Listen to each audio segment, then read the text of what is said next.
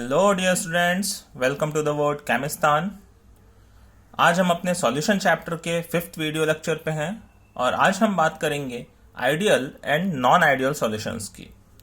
तो देखिए, सबसे पहले मैं आपको समझाता हूं कि एक आइडियल और नॉन आइडियल सॉल्यूशन क्या होता है। सबसे पहले हम बात करते हैं एक आइडियल सॉल्यूशन की। तो देखिए, आइडियल सॉल्यूशंस के पास क्या कैरेक्टरिस्टिक्स होनी चाहिए, सबसे पहले हम वो डिस्कस करते हैं। तो एक हेडिंग डाल देते हैं, आइडियल सॉल्यूशन। तो देखिए, हमने प्रीवियस लेक्चर्स में टू वोलेटाइल कंपोनेंट्स के लिए राउल्ट्स लॉ को स्टडी किया हुआ है और राउल्ट्स लॉ में हमने पढ़ा कि जो सॉल्यूशन की वेपर प्रेशर की वैल्यू होती है पी टोटल, और जिसको पीएस से हमने डिनोट किया था, वो इक्वल होती है P A not x A plus P B not x B. Two volatile components के लिए हमने लास्ट लेक्चर्स में राउल्ट्स लॉ को स्टडी किया था। तो आइडियल सॉल्यूशंस देखिए वो होते हैं जो entire range of concentration and temperature पे क्या करते हैं, राउल्ट्स लॉ को फॉलो करते हैं। ऐसे सॉल्यूशंस जो अपने इंटायर रेंज ऑफ कंसंट्रेशन पे राउल्ट लॉ को फॉलो करें, मींस उनका अगर हम वेपर प्रेशर कैलकुलेट करें सॉल्यूशंस का, तो वो exactly as expected to Raoult law के इक्वल आए, तो उन्हें हम क्या बोलते हैं, आइडियल सॉल्यूशन बोलते हैं। तो इसमें हम लिख सकते हैं, सबसे पहला पॉइंट देखिए, ऐसे सॉल्यूशन को the solutions which obey Raoult's law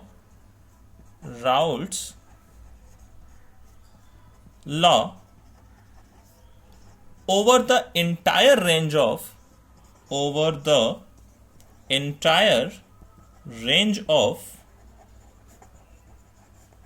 concentration are known as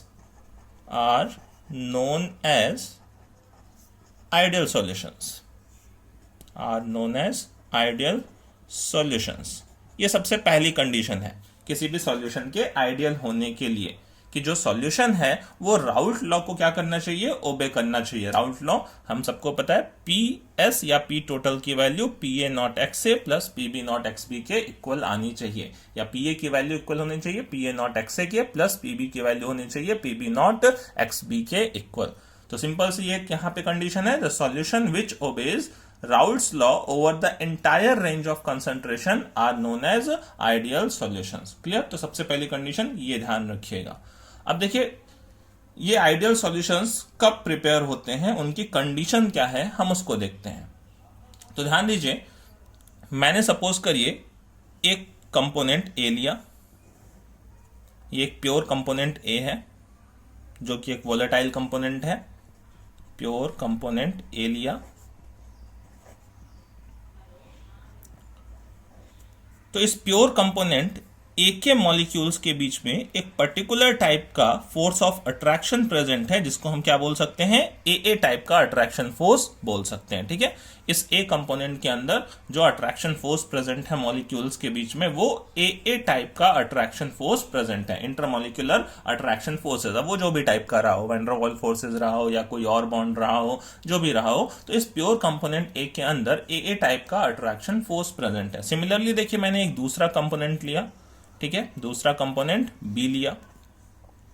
इस कंपोनेंट बी के अंदर भी बी मॉलिक्यूल्स के बीच में कैसा फोर्स ऑफ अट्रैक्शन प्रेजेंट है, बी टाइप का अट्रैक्शन फोर्स प्रेजेंट है। इस बी मॉलिक्यूल्स के बीच में बी टाइप का अट्रैक्टिव फोर्सेस प्रेजेंट है, वो भी कोई भी रहा हो, वैन डर वाल्स फोर्सेस या अदर कोई भी फोर्स ऑफ अट्रैक्शन रहा हो। अब हमने इन दोनों कंपोनेंट्स को क्या कर दिया, आपस में मिक्स कर दिया और क्या कर दिया, एक बाइनरी सॉल्यूशन प्रिपेयर कर दिया। क्लियर? हमने दोनों कंपोनेंट्स को मिक्स कर दिया और एक बाइनरी सॉल्यूशन यहां पे प्रिपेयर कर दिया। अब उसमें दोनों के मॉलिक्यूल्स होंगे, ए के भी मॉलिक्यूल्स होंगे और साथ में बी के भी मॉलिक्यूल्स होंगे, ए के भी मॉलिक्यूल्स होंगे, साथ में बी के भी मॉलिक्यूल्स होंगे। तो अब यहां देखिए, जो अट्रैक्शन फोर्स प्रेजेंट होगा वो कुछ नया ए और बी मॉलिक्यूल्स दोनों के बीच लगेगा, तो ए बी टाइप का अट्रैक्शन फोर्स यहां पे प्रेजेंट होगा। बात समझ गए? पहले मैंने एक प्योर कंपोनेंट ए लिया, फिर प्योर कंपोनेंट बी लिया, दोनों को मिक्सअप किया और एक सॉल्यूशन प्रिपेयर कर दिया। ए कंपोनेंट्स के बीच में ए टाइप का अट्रैक्शन फोर्स प्रेजेंट था, बी कंपोनेंट्स के बीच में बी टाइप का अट्रैक्शन फोर्स प्रेजेंट था। बात समझ गए? चलिए अब ध्यान दीजिए क्या होता है अगर हमने एक आइडियल सॉल्यूशन प्रिपेयर किया है, अगर वो सॉल्यूशन आइडियल है, तो देखिए यहाँ पे जो ए बी टाइप के अट्रैक्टिव फोर्सेस डेवलप होते हैं वो ए टाइप के attractive forces and B type के अट्रैक्टिव फोर्सेस के क्या होते हैं, अप्रोक्सीमेटली इक्वल होते हैं। ठीक है, आइडियल सॉल्यूशन तब प्रिपेयर होता है जैसा फोर्स ऑफ अट्रैक्शन इस सॉल्यूशन में प्रेजेंट हो। ठीक है, सेम लगभग उसी तरह का अट्रैक्शन फोर्स इसमें भी प्रेजेंट हो। अगर यहाँ पे वीक वैन डर वाल फोर्सेस लग रहे हैं तो यहाँ पे भी अप्रोक्सीमेटली वीक वैन डर वाल फोर्सेस ही लग रहे होते हैं, और यहाँ पे जो ए बी टाइप का अट्रैक्टिव फोर्सेस होता है वो भी वीक वैन डर वाल अट्रैक्टिव फोर्सेस टाइप का ही होता है। ठीक है, तो जैसा ए टाइप का अट्रैक्टिव फोर्स हो ऑलमोस्ट सिमिलर बी टाइप का अट्रैक्टिव फोर्स हो almost similar A B type का अट्रैक्टिव फोर्स हो, तो यहाँ पे जो सॉल्यूशन प्रिपेयर होता है वो एग्जैक्टली राउट लॉ को फॉलो करता है over the entire range of concentration, तो वो आइडियल सॉल्यूशन होता है। ठीक है, तो यहां पे जो नेक्स्ट पॉइंट आता है, सेकंड पॉइंट, कि जो अट्रैक्टिव फोर्सेस हैं, इंटरमॉलिक्यूलर अट्रैक्टिव फोर्सेस, ठीक है, मैं नेक्स्ट पॉइंट लिखता हूं कि if the intermolecular attractive forces between AA and BB are nearly equal to those between AB. This leads to the formation of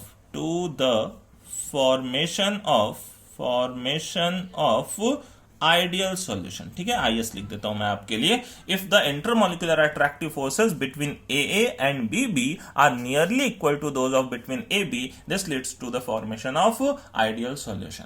कि जो नया डेवलप होने वाला अट्रैक्टिव फोर्स है वो पुराने अट्रैक्टिव फोर्सेस के ऑलमोस्ट क्या होना चाहिए, इक्वल होना चाहिए, सिमिलर होना चाहिए। क्लियर, ये दूसरी कंडीशन है। अब ध्यान दीजिए, इसी कंडीशन पे हमारे पास बहुत सारे पॉइंट्स डेवलप हो जाते हैं कि आइडियल सॉल्यूशन की कंडीशन में क्या क्या कैरेक्टरिस्टिक्स होती हैं। एंथैल्पी का चेंज कैसा आता है, वॉल्यूम का चेंज कैसा आता है, एंट्रोपी का चेंज कैसा आता है, गिब्स एनर्जी का चेंज कैसा आता है। ठीक है, और कौन कौन से ऐसे सॉल्यूशंस को मैं मिक्सअप कर दूं कि जिससे एक आइडियल सॉल्यूशन का प्रिपरेशन कर सकूं, तो वो सारी कंडीशन हमें यहाँ पे देखनी है। ठीक है, तो देखिए सबसे पहले मैं ध्यान देता हूं, मैंने कहा कि यहाँ पे एक सॉल्यूशन था, एक प्योर कंपोनेंट ए था जिसके अंदर ए टाइप के अट्रैक्टिव फोर्सेस थे, और यहाँ पे एक प्योर कंपोनेंट बी था जिसमें बी टाइप के अट्रैक्टिव फोर्सेस थे। सोचिए, जब हमने इन दोनों को मिक्स किया तो पहले ए टाइप का अट्रैक्टिव फोर्सेस टूटे होंगे, बी टाइप के भी अट्रैक्टिव फोर्सेस टूटे होंगे, फिर ए बी टाइप का अट्रैक्टिव फोर्स यहाँ पे न्यू डेवलप हुआ होगा। ठीक है, बात समझ रहे हैं? अब अगर सोचिए कि मैंने यहाँ पे तोड़ने में जितनी एनर्जी दी और यहाँ पे बनने में जितनी एनर्जी रिलीज हुई वो दोनों क्या हो, इक्वल हो। बॉन्ड के ब्रेकिंग में एनर्जी देनी पड़ती है, बॉन्ड फॉर्मेशन में एनर्जी रिलीज होती है, और मैंने कहा कि दोनों तरफ क्या है, ए बी टाइप का जो अट्रैक्टिव फोर्स है वो नियरली सेम है एज ए टाइप और बी टाइप के अट्रैक्टिव फोर्स के। तो जितनी यहां तोड़ने में हमें एनर्जी देनी पड़ी होगी उतनी वहां बॉन्ड फॉर्मेशन में क्या हुई होगी, एनर्जी रिलीज हुई होगी। तो दोनों तरफ का जो नेट एंथैल्पी का चेंज आ जाएगा इस प्रोसेस के लिए वो क्या हो जाएगा, जीरो के इक्वल हो जाएगा। बात समझ रहे हैं? सबसे पहली बात कि आइडियल सॉल्यूशंस के लिए क्या होता है, डेल्टा एच मिक्सिंग की वैल्यू किसके इक्वल होती है, जीरो के इक्वल होती है। आइडियल सॉल्यूशंस के लिए delta H mixing change in enthalpy for this reaction और for this process is equal to zero, क्योंकि जो नया अट्रैक्टिव फोर्स है वो पुराने अट्रैक्टिव फोर्स के सिमिलर है। बात समझ गए? दूसरी चीज देखिए, अगर अट्रैक्टिव फोर्सेस अगर सिमिलर हैं तो फिर मॉलिक्यूल के बीच का इंटरमॉलिक्यूलर स्पेस भी चेंज नहीं हुआ होगा। जैसा मॉलिक्यूलर स्पेस यहाँ पे रहा होगा ए टाइप के बीच में, जैसा मॉलिक्यूलर स्पेस यहाँ बी टाइप के बीच में रहा होगा, वैसा ही सेम मॉलिक्यूलर स्पेस किस में रहा होगा, ए टाइप के। क्योंकि अट्रैक्टिव फोर्स ज्यादा होता तो स्पेस कम हो जाता, अट्रैक्टिव फोर्सेस कम होते तो स्पेस ज्यादा हो जाता, बट यहाँ पे अट्रैक्टिव फोर्सेस चेंज नहीं हुए, तो जो क्या हुआ, डेल्टा वी मिक्स की वैल्यू है वो भी किसके इक्वल होगी, वो भी इक्वल होगी 0 के। बात को समझ गए? क्लियर? नेक्स्ट देखिए क्या है, अपने पास एंट्रोपी का चेंज देखिए, डेल्टा एस मिक्स की वैल्यू क्या होगी, बताइए जरा, एंट्रोपी बढ़ेगी या घटेगी या 0 के इक्वल होगी? तो ध्यान दीजिए, एंट्रोपी की वैल्यू तो नंबर ऑफ पार्टिकल्स पे डिपेंड करती है भाई। जहां ज्यादा रैंडमनेस है, जहां ज्यादा डिसऑर्डर है, वहां एंट्रोपी की वैल्यू ज्यादा होती है। और यहां देखिए नंबर ऑफ पार्टिकल्स हमने बढ़ा दिए ना, पहले इस सिस्टम में एंट्रोपी कम थी, इस सिस्टम में एंट्रोपी कम थी, नंबर ऑफ पार्टिकल्स कम थे, अब दोनों को मिला दिया, नंबर ऑफ पार्टिकल्स बढ़ गए, तो एंट्रोपी की वैल्यू तो क्या हो जाएगी, बढ़ जाएगी। तो डेल्टा एस मिक्स की वैल्यू क्या हो जाएगी, एक तरीके से मैं बोलूं तो इक्वल टू नहीं बल्कि ग्रेटर देन क्या हो जाएगी, 0 हो जाएगी। बात को समझ रहे हैं? एंट्रोपी की वैल्यू तो बढ़ेगी ही बढ़ेगी, क्लियर है, क्योंकि नंबर ऑफ पार्टिकल्स बढ़ रहा है, सॉल्यूशन के लिए एंट्रोपी की बात हो रही है। ओके, चलिए डेल्टा जी मिक्स की वैल्यू बताइए। गिब्स एनर्जी चेंज सबने पढ़ा हुआ है 11th में। डेल्टा जी मिक्स की वैल्यू क्या होगी इस प्रोसेस के लिए? तो डेल्टा जी क्या होता थी, प्रोसेस की फिजिबिलिटी को बताता था। गिब्स एनर्जी चेंज प्रोसेस की फिजिबिलिटी को डिफाइन करता था। अब अगर ये प्रोसेस हो गया है, सॉल्यूशन प्रिपेयर हो गया है, तो क्या होगा, जो गिब्स एनर्जी चेंज आएगा वो भी तो क्या आएगा, वो निगेटिव आएगा। बात को समझ रहे हैं? क्योंकि फिजिबल प्रोसेस के लिए गिब्स एनर्जी चेंज क्या होना चाहिए, निगेटिव होना चाहिए। और ये प्रोसेस अगर हुआ है तो डेल्टा जी मिक्स की वैल्यू क्या आएगी, लेस देन 0 आएगी। बात समझ रहे हैं? निगेटिव आएगी। क्लियर? तो आई होप आपको समझ में आ गया होगा कि इस आइडियल सॉल्यूशन के लिए चेंज इन एंथैल्पी 0 होती है, चेंज इन वॉल्यूम 0 होता है, एंट्रोपी इंक्रीज होती है और गिब्स एनर्जी चेंज की वैल्यू निगेटिव में आती है। क्लियर है? ये आइडियल सॉल्यूशन की कंडीशन है। अब देखिए आइडियल सॉल्यूशंस के मैं कुछ एग्जांपल्स आपको दे दूं कि कब आइडियल सॉल्यूशंस आपके लिए बनेंगे। तो देखिए अगर मैं एग्जांपल की बात करूं तो फर्स्ट एग्जांपल में लूं तो N hexane plus N heptane का जो मिक्सचर होता है, जो सॉल्यूशन होता है, वो एक आइडियल सॉल्यूशन होता है। क्योंकि देखिए एन हेक्सेन भी एक तरीके से नॉन पोलर मॉलिक्यूल है, उसमें क्या है, weak van der Waals forces present है। हेप्टेन भी क्या है, weak van der Waals forces present हैं, दोनों सेम फैमिली के हैं। तो इनका जो सॉल्यूशन होता है उसमें जो इंटरएक्टिव फोर्सेस नए डेवलप होंगे वो पुराने के जैसे ही होंगे। ठीक है, तो ये कैसा बनाता है, ये पहला एग्जांपल है आपके लिए, आइडियल सॉल्यूशन प्रिपेयर करता है। दूसरा देखिए, मैं बात करूं ब्रोमो इथेन क्लोरोइथेन। ठीक है, ब्रोमो इथेन प्लस क्लोरोइथेन, ये भी कैसे बनाते हैं, आइडियल सॉल्यूशन बनाते हैं। ठीक है, सेम फैमिली के है, हेलोजन फैमिली। तीसरा देखिए, मैं एग्जांपल लिखता हूं आपके लिए, benzene and toluene.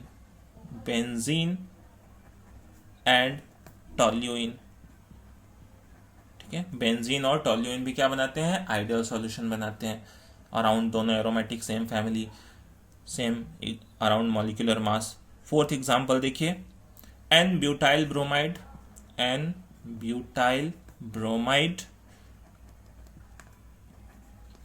Plus N butyl chloride.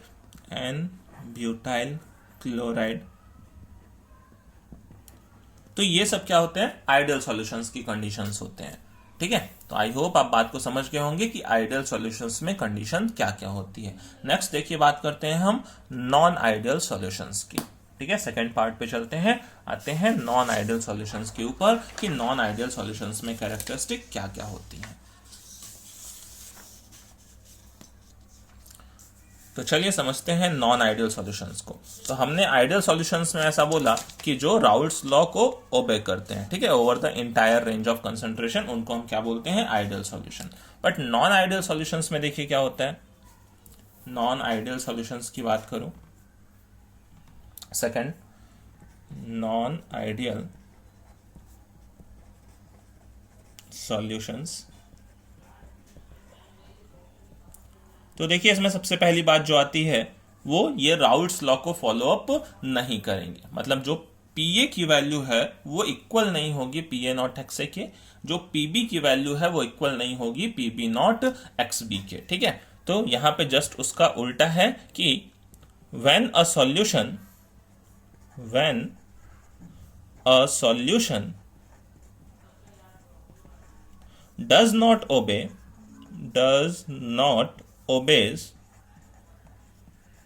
Raoult's law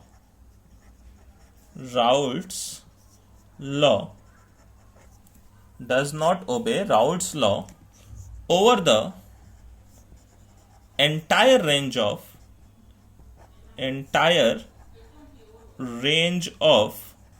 concentration, then it is called non-ideal solution. Then it is called non-ideal solution. Clear? जब एक सॉल्यूशन राउल्ट लॉ को ओबे नहीं करता है over entire range of concentration, तो उसको हम क्या बोलते हैं? Non ideal solution. अब देखिए, नॉन आइडियल सॉल्यूशन की कंडीशन में मतलब क्या होगा? जो पीए की वैल्यू क्या होगी? वो not equal to PA not X से होगा. क्लियर? एंड जो पीबी की वैल्यू होगी वो not equal to PB not x B होगा. मतलब हम ऐसा भी बोल सकते हैं कि जो ओवरऑल पी एस या पी टोटल की वैल्यू होती थी नॉट इक्वल टू होगी किसके? पी ए नॉट एक्स से plus P B not x B. Raoult's law में इक्वल होता था, बट राउल्ट लॉ को ओबे नहीं कर रहा है, तो अब आइदर पी एस की value less than P A not X से plus P B not X भी हो सकती है या मोर देन हो सकती है. ठीक है, उसमें भी अभी दो कंडीशन डेवलप होंगे. नॉन आइडियल सॉल्यूशंस भी दो तरह की हो जाएंगी. एक तो वैल्यू जिनमें ये लेस आएगी, एक तो वैल्यू जिनमें ये ग्रेटर देन आएगी. ठीक है, तो अगर मैं बात करूं कि पीए की वैल्यू वो नॉट इक्वल टू होगी पीए नॉट एक्स से और पीबी की वैल्यू नॉट इक्वल टू होगी पीबी नॉट एक्स बी, या ओवरऑल मैं बोल सकता हूं पीएस की वैल्यू नॉट इक्वल होगी पीए नॉट एक्स से plus PB not x B. तो मतलब क्या हो गया? Vapour pressure of such solutions is either higher और lower than the predicted by Raoult's law. हम ऐसा बोल सकते हैं कि इनमें जो वेपर प्रेशर आएगा वो या तो ज्यादा आ जाएगा प्रेडिक्टेड से, एक्सपेक्टेड से, या कम आ जाएगा. ठीक है, तो सेकंड पॉइंट हम लिख सकते हैं कि vapour pressure of such solution is either higher और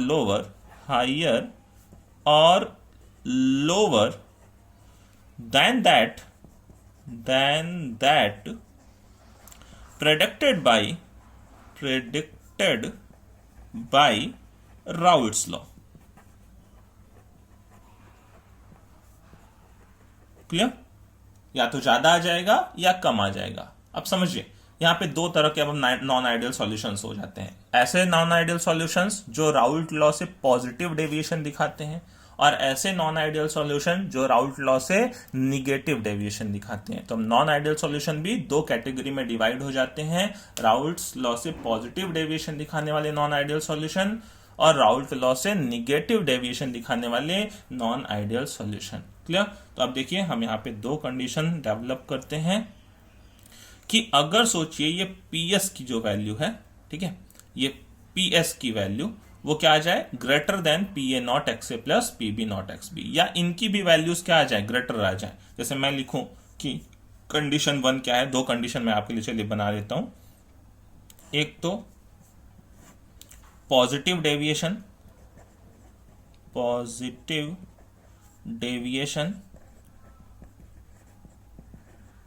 from Raoult's law,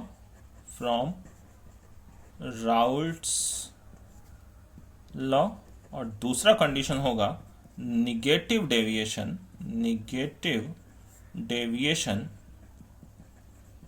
from Raoult's law. Non ideal solution दो तरीके के हो जाएंगे. Positive deviation from Raoult's law वाले सॉल्यूशंस और दूसरे हो जाएंगे negative deviation from Raoult's law वाले सॉल्यूशन. ठीक है, तो देखिए पॉजिटिव डेविएशन का मतलब क्या है? पॉजिटिव डेविएशन मतलब ऑब्वियस सी बात है कि पॉजिटिव डेविएशन का मतलब पीएस की वैल्यू क्या हो जाएगी? Greater than P A not x A plus PB not x B हो जाएगी, या पीए की value greater than P A not x A and P B की value greater than PB not x B. तो यहां पे मैं लिख सकता हूं कि जो पीए होगा वो होगा greater than P A not x A. Clear? PB होगा वो greater than PB not x B. भाई एक्सपेक्टेड तो वही होना चाहिए था, बट उतना नहीं आएगा, उससे ज्यादा आएगा. अब ज्यादा क्यों आएगा वो भी अभी हम समझेंगे. फिर अगर P A greater than P A not x A, P B greater than P B not x B, तो क्या हो जाएगा, पी एस जो होगा सॉल्यूशन का वो ग्रेटर देन क्या हो जाएगा, P A not x A plus P B not x B हो जाएगा।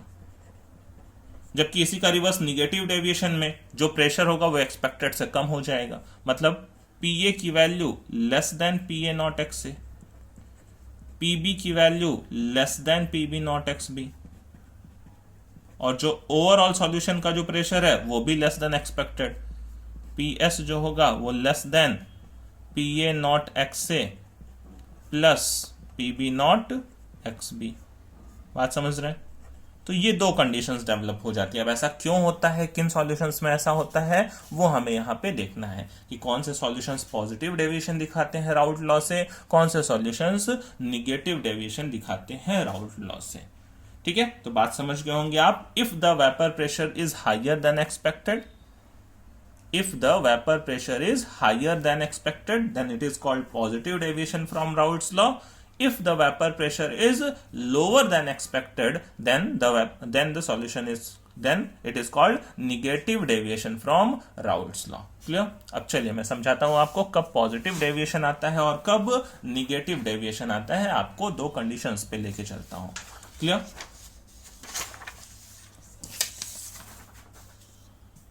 तो देखिए मैंने क्या किया, आपको वापस से एक प्योर कंपोनेंट ए कंसीडर किया। ये एक प्योर कंपोनेंट ए था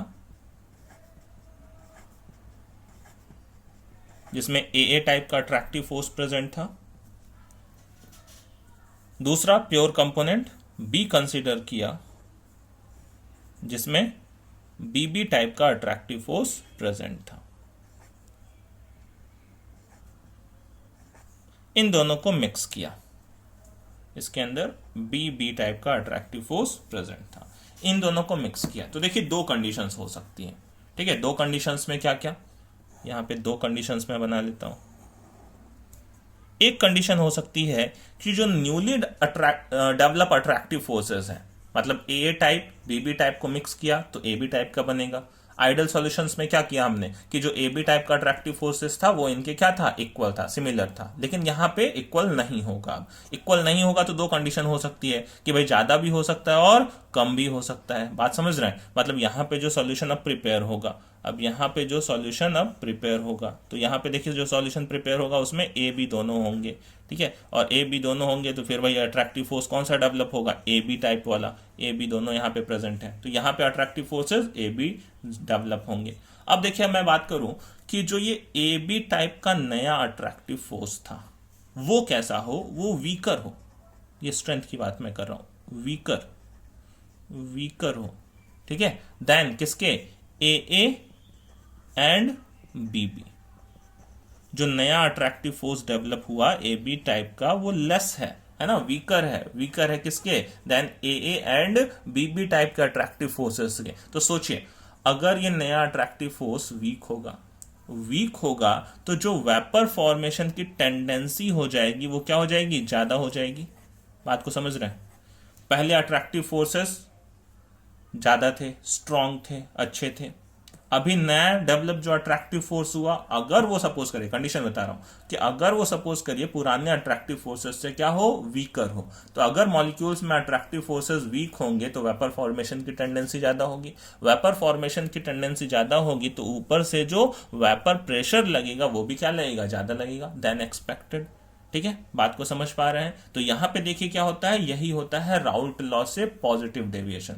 जब वेपर प्रेशर क्या हो, एक्सपेक्टेड से ज्यादा आने लगे। एक्सपेक्टेड से ज्यादा कब आएगा, जब ये इंटरएक्टिव फोर्सेस जो थे, इंटरमोलिकुलर फोर्सेस जो थे वो पहले से वीक हो जाए। पहले से वीक होंगे तो वेपर्स ज्यादा बनाएंगे, वेपर्स ज्यादा बनाएंगे तो वेपर प्रेशर भी ज्यादा लगेगा। वेपर प्रेशर ज्यादा लगेगा तो इसी को हम बोलते हैं क्या, यह है positive deviation, positive deviation from Raoult's law. बात समझ गए? अब यहां पे देखिए पहले मैं इसी कंडीशन में बात कर लेता हूं।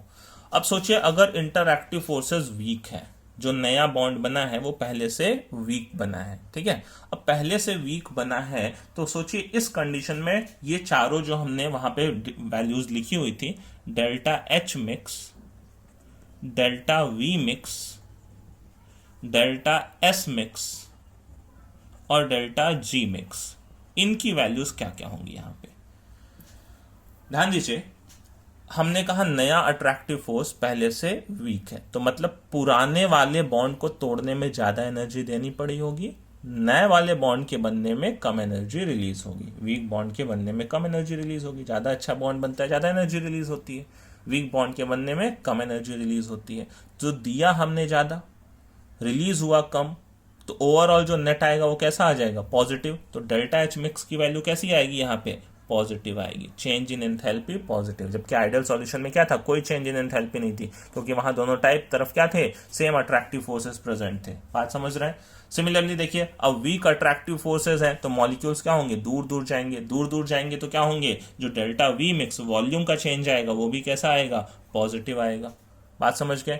एंट्रोपी तो बढ़नी ही बढ़नी है, क्योंकि एंट्रोपी तो कोई भी केस हो, चाहे आइडियल सॉल्यूशन हो चाहे नॉन आइडियल सॉल्यूशन है, हमने दो कंपोनेंट को मिक्स किया तो नंबर ऑफ पार्टिकल्स बढ़े, नंबर ऑफ पार्टिकल्स बढ़े तो चेंज इन एंट्रोपी तो हमेशा क्या आनी है, ग्रेटर देन जीरो आनी है, पॉजिटिव ही आनी है। और डेल्टा जी मिक्स अगर प्रोसेस हुआ है तो ये भी तो हमेशा वही है, चाहे आइडियल सॉल्यूशन हो चाहे नॉन आइडियल सॉल्यूशन, अगर प्रोसेस हुआ है तो डेल्टा जी मिक्स तो कैसा आएगा, लेस देन जीरो आएगा, ये भी निगेटिव आएगा। बात समझ रहे हैं। Clear. Delta S mix positive और delta G mix negative. Clear. चलिए अब चलते हैं दूसरे टाइप पे अपने। अगर सपोज करिए अब जो हमने ए और बी कंपोनेंट को मिलाया था, अब जो नया यहाँ पे ए बी सॉल्यूशन बना था, ए बी सॉल्यूशन डेवलप हुआ था, ए बी, तो उसमें अब जो नए ए बी टाइप के अट्रैक्टिव फोर्सेस, ठीक है, ये केस वन लिया था हमने, ये केस वन लिया था, इसको मैं केस टू बोल देता हूं, ठीक है। तो ये जो नया ए बी टाइप का अट्रैक्टिव फोर्स था ये स्ट्रॉन्गर हो जाए, इसकी जो स्ट्रेंथ है ये स्ट्रॉन्गर हो जाए, stronger than A and B, ऐसा हो जाए कि मतलब जो ए और बी के बीच अब नया अट्रैक्टिव फोर्स है वो पुराने अट्रैक्टिव फोर्सेस से ज्यादा अच्छा है। अब सोचिए अगर ये नया अट्रैक्टिव फोर्स ज्यादा अच्छा होगा, क्लियर, तो अब मॉलिक्यूल्स में वेपर फॉर्मेशन की टेंडेंसी क्या हो जाएगी, कम हो जाएगी। ऊपर वेपर फॉर्मेशन की टेंडेंसी ज्यादा हो गई थी, यहां वेपर फॉर्मेशन की टेंडेंसी कम हो जाएगी। क्यों, क्योंकि ए बी के बीच में जो अट्रैक्टिव फोर्सेस हैं वो स्ट्रॉन्गर है then A and B.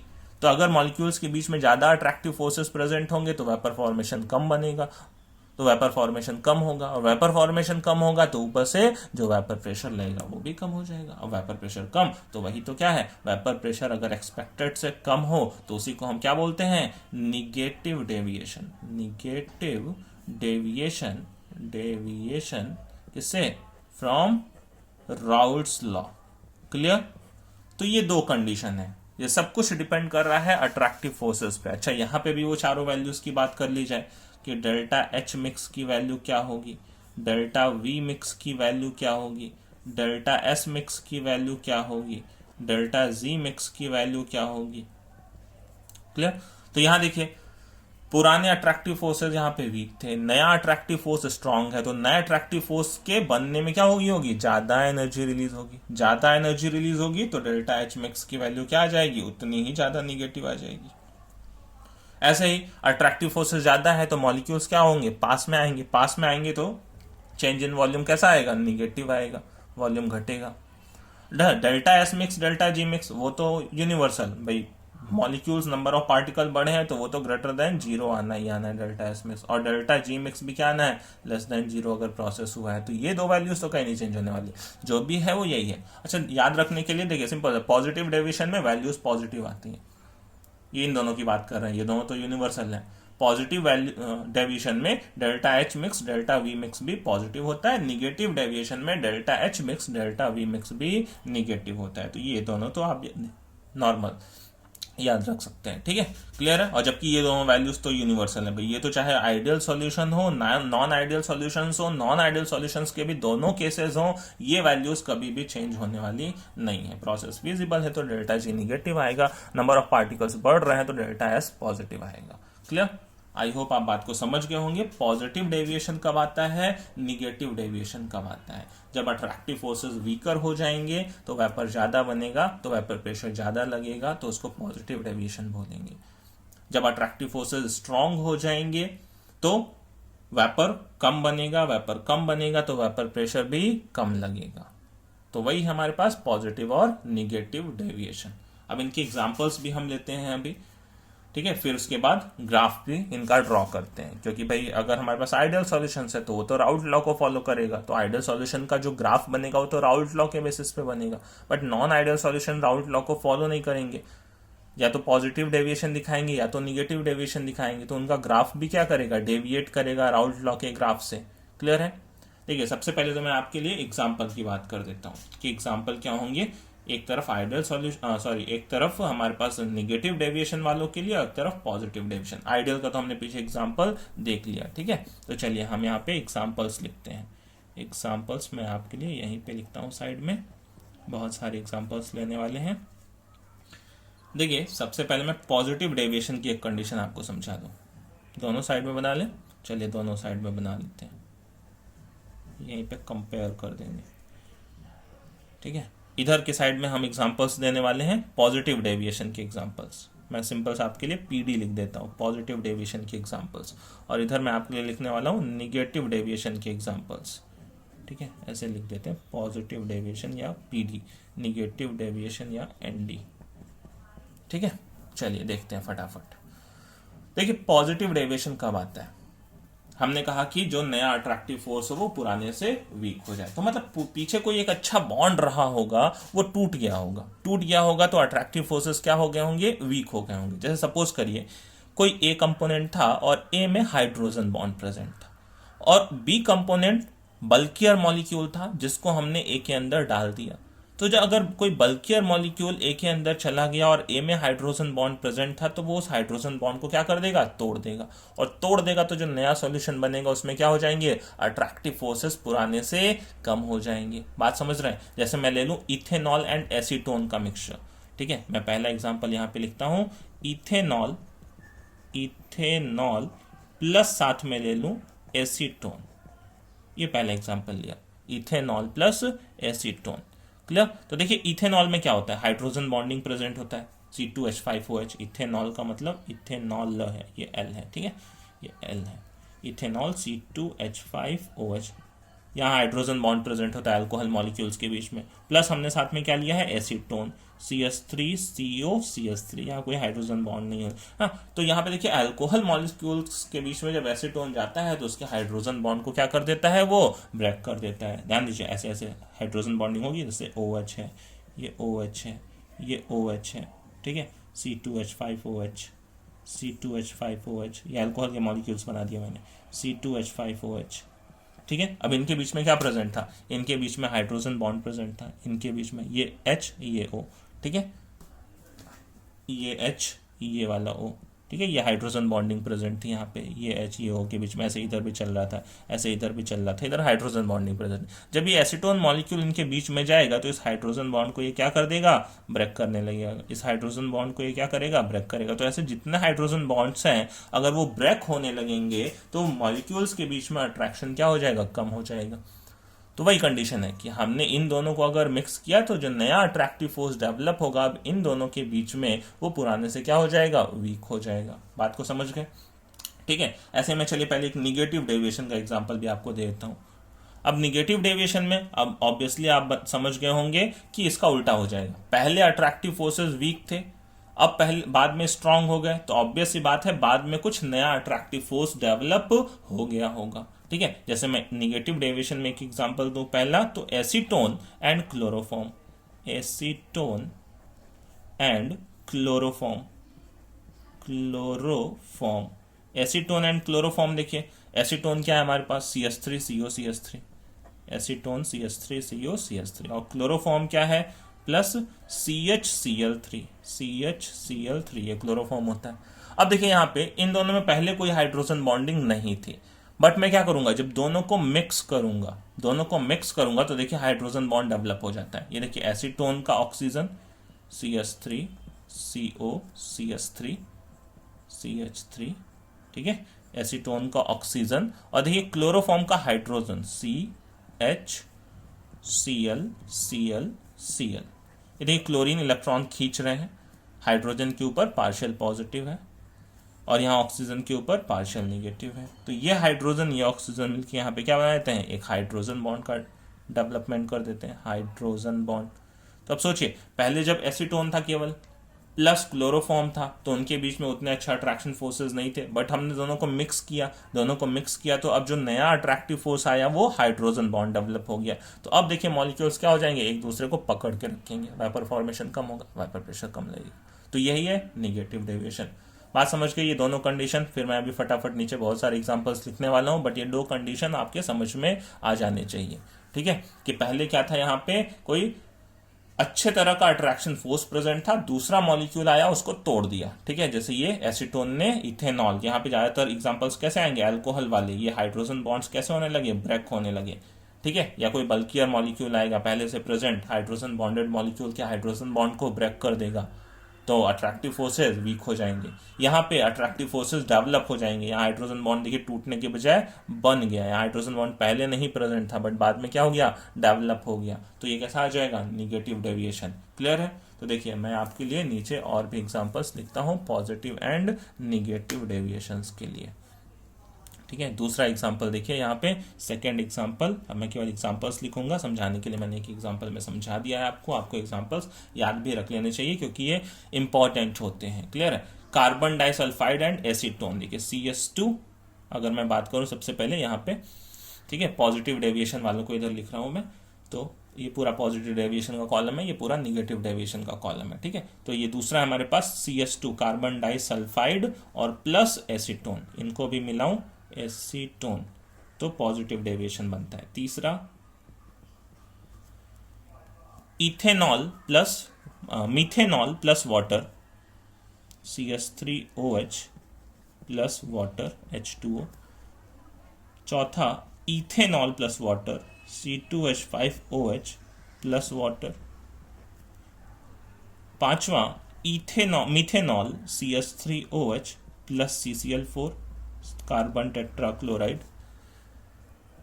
Next देखिए sixth ethanol plus cyclohexane C2H5OH ethanol plus cyclohexane. ठीक है, ये देखिए सब नॉर्मल अल्कोहल वाले एग्जांपल्स हैं, इसको आप याद रख सकते हैं, अल्कोहल वाले एग्जांपल्स है ना, कि methanol plus water, ethanol plus water, methanol plus CCl4, ethanol plus cyclohexane. इसके अलावा देखिए एक और एग्जांपल लिख देता हूँ, 7th number CCl4 plus toluene, CCl4 plus toluene, toluene क्या होता है, बेंजीन के ऊपर CH3। ठीक है, ये हो जाता है। तो ये सब कौन से एग्जांपल्स हैं, ये सब पॉजिटिव डेविएशन के एग्जांपल्स हैं। क्लियर? ये सब आपको याद रखना है, ध्यान में रखना है। इसके अलावा देखिए निगेटिव डेविएशन के एग्जांपल्स मैं आपके लिए और लिखता हूँ इधर। सेकंड एग्जांपल देखिए, दूसरा एग्जांपल है, यहाँ पे मैं ले लूँ क्लोरोफॉर्म के साथ बेंजीन को, CHCl3 प्लस बेंजीन C6H6। तीसरा एग्जांपल देखिए इसका, थर्ड मैं मीथेनॉल के साथ एसिटिक एसिड ले लूं, CH3OH प्लस CH3COOH, मीथेनॉल के साथ एसिटिक एसिड। चौथा देखिए मैं ले लूं वाटर के सारे एग्जांपल्स। अच्छा पहले एक और लिख देता हूं एसिड वाला, पायरिडीन प्लस एसिड ले लूं, पायरिडीन प्लस एसिटिक एसिड ले लूं, CH3COOH। फिर देखिए जितने भी वाटर के साथ एग्जांपल्स है ना, इसको एक साथ याद रख लेंगे, water plus HCl, water plus HNO3, ये सब निगेटिव डेविएशन दिखाते हैं। वाटर प्लस फॉर्मिक एसिड,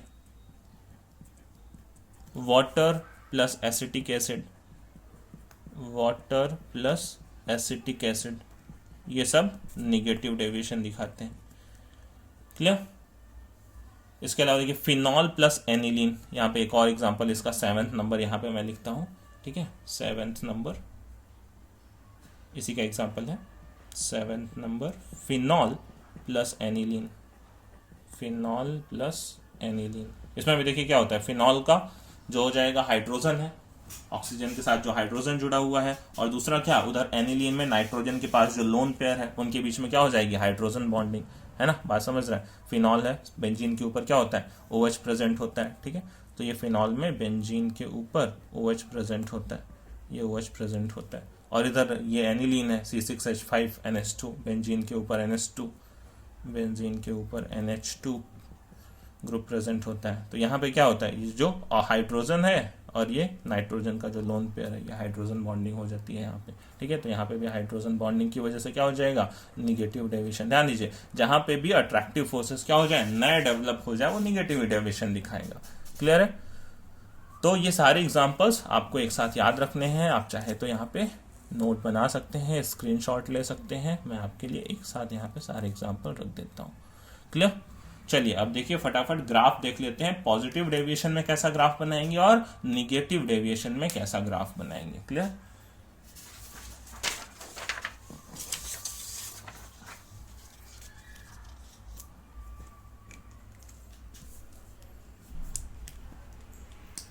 ये तो आइडियल सॉल्यूशन के लिए ग्राफ बनाने की जरूरत नहीं है, उसमें तो क्या हो जाएगा, उसमें तो सेम राउल्ट्स लॉ के जैसा ही ग्राफ आएगा। ये नॉन आइडियल सॉल्यूशंस में पॉजिटिव डेविएशन और निगेटिव डेविएशन का ग्राफ बना रहे हैं, ठीक है। Graphs for positive and negative deviations, ठीक है। क्लियर। तो ध्यान दीजिए, पहले मैं राउल्ट लॉ के ग्राफ बनाता हूँ, वो डॉटेड बनाऊंगा, फिर उसका डेविएशन देखेंगे, ठीक है। जैसे हमने कहा कि यहाँ पे राउल्ट लॉ का ग्राफ कुछ इस तरीके से बनाते थे, एक्स ए एक्स बी को लेते हुए दोनों तरफ, ये वेपर प्रेशर दिखाते थे इस पे, ठीक है। और यहाँ पे मोल फ्रैक्शंस दिखाते थे। यहाँ क्या लेते थे, X A is equal to 1, X B is equal to 0, X A is equal to 0 हो जाएगा, X B is equal to 1 हो जाएगा। तो राउल्ट लॉ कुछ ग्राफ इस तरीके से डेवलप करते थे अपना,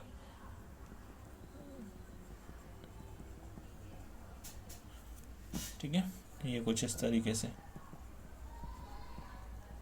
स्ट्रेट लाइन आता था, और ये पी सॉल्यूशन का भी जो ग्राफ आता था वो स्ट्रेट लाइन आता था, ठीक है। एक और ग्राफ बना लेता हूं पहले इसी तरह का, सेम एक और ग्राफ इधर बना लिया।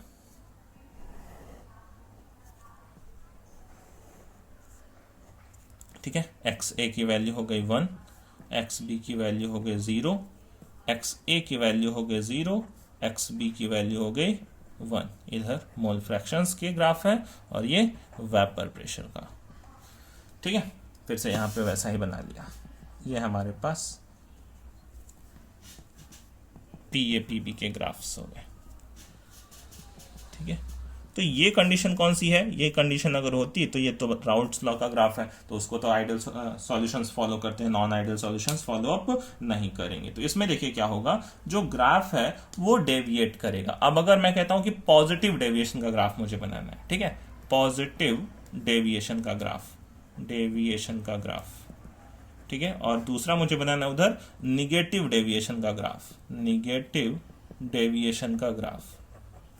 तो पॉजिटिव डेविएशन में हमने क्या कहा, जो पीए की वैल्यू होगी वो greater than PA not X है, एंड पीबी की वैल्यू जो होगी वो greater than PB not x B. तो मतलब ये वाली देखिए, ये वाला जो ग्राफ था ये किसका था, ये पीए था, बट पीए अब पीए तो रहेगा नहीं, ठीक है। वो पीए क्या हो जाएगा, कुछ greater than PA not x हो जाएगा। और पीबी, क्योंकि पॉजिटिव डेविएशन है, ज्यादा वेपर प्रेशर, एक्सपेक्टेड की लाइन ये है, लेकिन रियलिटी में ये ग्राफ जाएगा। ऐसे ही पीबी जो होगा वो ग्रेटर देन क्या होगा, पीबी नॉट एक्स बी। बात समझ रहे हैं। फिर ऐसे ही जो टोटल होगा वो भी क्या हो जाएगा, ग्रेटर हो जाएगा। क्लियर है, बात समझ गई। पॉजिटिव डेविएशन कि PA is greater than PA not x A, PB is greater than PB not x B, P solution is greater than PA not x A plus PB not x B. Clear, ये positive deviation. यहाँ पे negative में अब वैसा ही होगा, ये पीए जो था, ठीक है। अच्छा, ये ग्राफ पे मैं लिख देता हूँ, ये किसके लिए था, ये पीए था। अब नया पीए, ये नया पीबी था, ये बी का था ना, पीबी था, और ये क्या था, पी सॉल्यूशन था। अब इसमें देखिए निगेटिव डेविएशन, तो निगेटिव मतलब कम हो जाएगा, एक्सपेक्टेड थे, एक्सपेक्टेड ये जाता था, बट उससे कम आएगा। ग्राफ कुछ ऐसा निगेटिव डेविएशन दिखाएगा।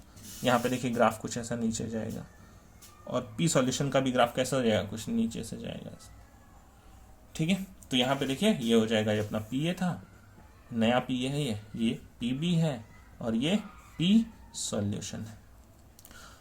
अब ध्यान दीजिए एक चीज और, यहाँ पे छोटी सी बात मैं बता देता हूँ। ये ग्राफ तो हमेशा नीचे ही रहने वाला है, बट ये ग्राफ में देखिए, ये ग्राफ नीचे से भी जा सकता है, थोड़ा ऊपर से भी आ सकता है, ऐसा, क्योंकि इस पॉइंट से ये ग्राफ या तो नीचे भी रह सकता है, या एक कंडीशन और हो सकती है, ठीक है। यहाँ पे दो तरह के ग्राफ कभी कभी बन जाते हैं कि ये वाला जो पॉइंट है, जैसे ये मैं कहूँ कि ये वाला जो ग्राफ है कुछ ऊपर से होता हुआ, ठीक है, ये कुछ ऊपर से होता हुआ ऐसा जा रहा है, ये कुछ ऊपर से होता हुआ ऐसा जा रहा है। ये दोनों ग्राफ में फर्क है, देखिए, है ना। इस पॉइंट से ये जो ये वाला पॉइंट है, इससे ये वाला ग्राफ नीचे है, और जबकि इस पॉइंट से वो वाला ग्राफ का पॉइंट क्या है, ऊपर है, ठीक है। तो ऐसे भी दो कंडीशन यहाँ पे डेवलप होते हैं कि पी एस की वैल्यू क्या होगी इस, अच्छा यहाँ पे क्या था, पी बी नॉट था ना, यहाँ पे केवल ये वाले पॉइंट से, ये तो कौन सा था, ये पी ए नॉट का पॉइंट था, ये पी बी नॉट का पॉइंट था। तो किसी पॉइंट पे पी सॉल्यूशन की वैल्यू क्या हो जाए, वो पी बी नॉट से ज़्यादा हो जाए, ऐसा भी हो सकता है। या किसी पॉइंट पे क्या हो, ये वाले ग्राफ में क्या होगा, यहाँ पे कभी भी जो पी एस की वैल्यू है वो पी बी नॉट से ज़्यादा नहीं है। तो ऐसा भी हो सकता है कभी कभी केसेस, ठीक है, बात समझ के। तो चलिए आज का टॉपिक यहीं पे हम फिनिश करते हैं। नेक्स्ट लेक्चर में हम बात करेंगे एजियोट्रॉपिक मिक्सचर्स की और कॉलिगेटिव प्रॉपर्टीज की, ठीक है। हमारे पास नेक्स्ट टॉपिक वो बचते हैं, तब तक के लिए पढ़ते रहिए। Take care.